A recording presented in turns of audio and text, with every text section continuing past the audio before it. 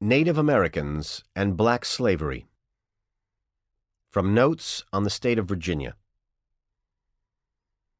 It will probably be asked, why not retain and incorporate the blacks into the state, and thus save the expense of supplying, by importation of white settlers, the vacancies they will leave? Deep-rooted prejudices entertained by the whites, 10,000 recollections by the blacks of the injuries they have sustained, new provocations, the real distinctions which nature has made, and many other circumstances will divide us into parties and produce convulsions which will probably never end but in the extermination of the one or the other race. To these objections, which are political, may be added others which are physical and moral. The first difference which strikes us is that of color. Whether the black of the Negro resides in the reticular membrane between the skin and scarf skin, or in the scarf skin itself. Whether it proceeds from the color of the blood, the color of the bile, or from that of some other secretion. The difference is fixed in nature, and is as real as if its seat and cause were better known to us. And is this difference of no importance? Is it not the foundation of a greater or less share of beauty in the two races? Are not the fine mixtures of red and white, the expressions of every passion by greater or less suffusions of color in the one, preferable to that eternal monotony which reigns in the countenances, that immovable veil of black which covers all the emotions of the other race? Add to these flowing hair, a more elegant symmetry of form, their own judgment in favor of the whites, declared by their preference of them, as uniformly as is the preference of the orangutan for the black woman over those of his own species. The circumstance of superior beauty is thought worthy attention in the propagation of our horses, dogs, and other domestic animals. Why not in that of man? Besides those of color, figure, and hair, there are other physical distinctions proving a difference of race. They have less hair on the face and body.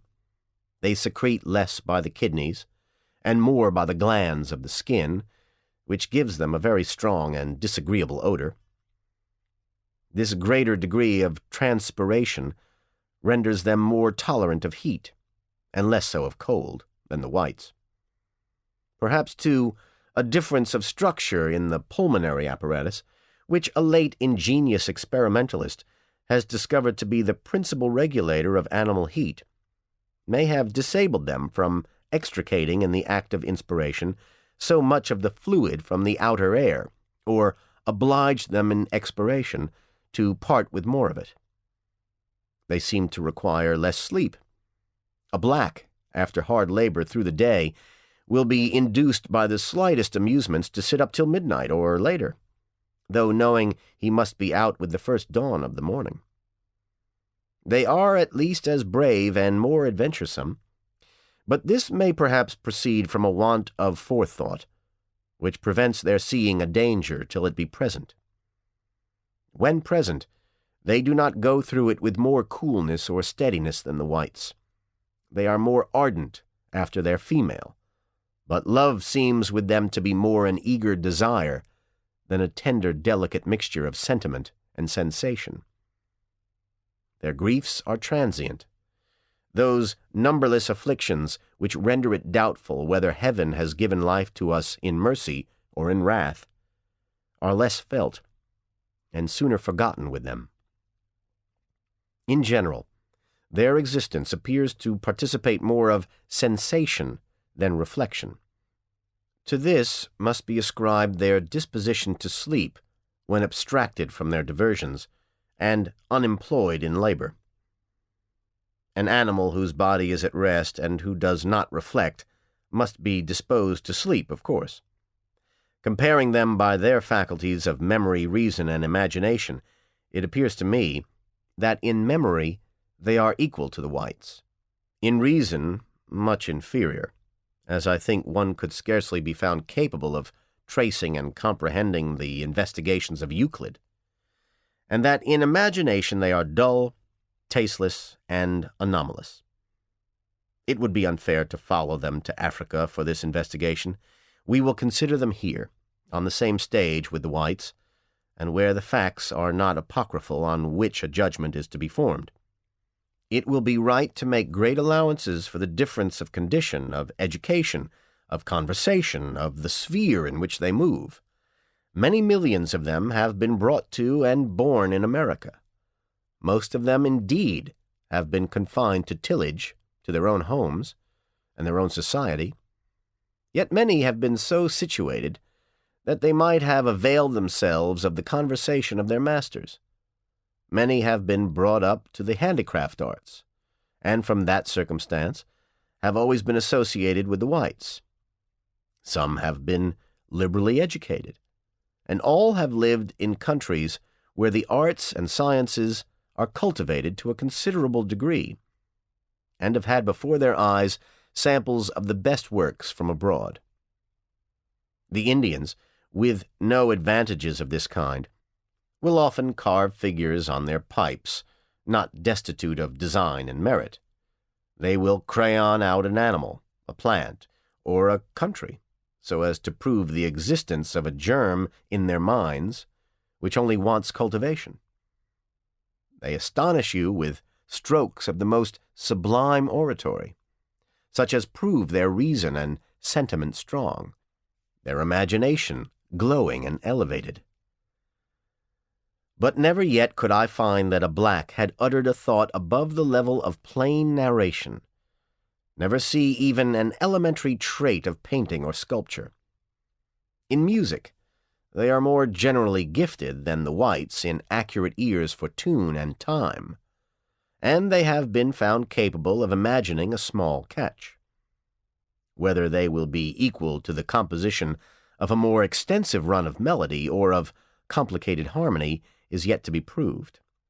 Misery is often the parent of the most affecting touches in poetry. Among the blacks is misery enough, God knows, but no poetry. Love is the peculiar estrum of the poet. Their love is ardent, but it kindles the senses only, not the imagination. Religion, indeed, has produced a Phyllis Whately, but it could not produce a poet. The compositions published under her name are below the dignity of criticism. The heroes of the Dunciad are to her as Hercules to the author of that poem. Ignatius Sancho has approached nearer to merit in composition, yet his letters do more honor to the heart than the head. They breathe the purest effusions of friendship and general philanthropy, and show how great a degree of the latter may be compounded with strong religious zeal. He is often happy in the turn of his compliments, and his style is easy and familiar, except when he affects a Shandian fabrication of words.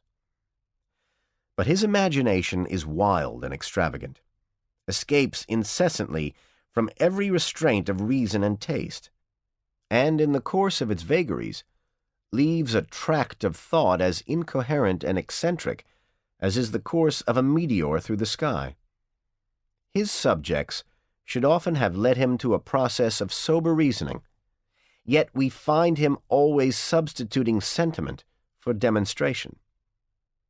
Upon the whole, though we admit him to the first place among those of his own color, who have presented themselves to the public judgment, yet when we compare him with the writers of the race among whom he lived, and particularly with the epistolary class, in which he has taken his own stand, we are compelled to enroll him at the bottom of the column. This criticism supposes the letters published under his name to be genuine, and to have received amendment from no other hand, points which would not be of easy investigation. The improvement of the blacks in body and mind, in the first instance of their mixture with the whites, has been observed by every one, and proves that their inferiority is not the effect merely of their condition of life. To our reproach it must be said that though for a century and a half we have under our eyes the races of black and of red men, they have never yet been viewed by us as subjects of natural history. Advance it, therefore, as a suspicion only that the blacks, whether originally a distinct race or made distinct by time and circumstances, are inferior to the whites in the endowments both of body and mind. It is not against experience to suppose that different species of the same genus or varieties of the same species may possess different qualifications. Will not a lover of natural history, then, one who views the gradations in all the races of animals with the eye of philosophy, excuse an effort to keep those in the department of man as distinct as nature has formed them? This unfortunate difference of color, and perhaps of faculty, is a powerful obstacle to the emancipation of these people. Many of their advocates, while they wish to vindicate the liberty of human nature, are anxious also to preserve its dignity and beauty. Some of these, embarrassed by the question, what further is to be done with them, join themselves in opposition with those who are actuated by sordid avarice only. Among the Romans, emancipation required but one effort. The slave, when made free, might mix with, without staining the blood of his master. But with us a second is necessary, unknown to history. When freed, he is to be removed beyond the reach of mixture.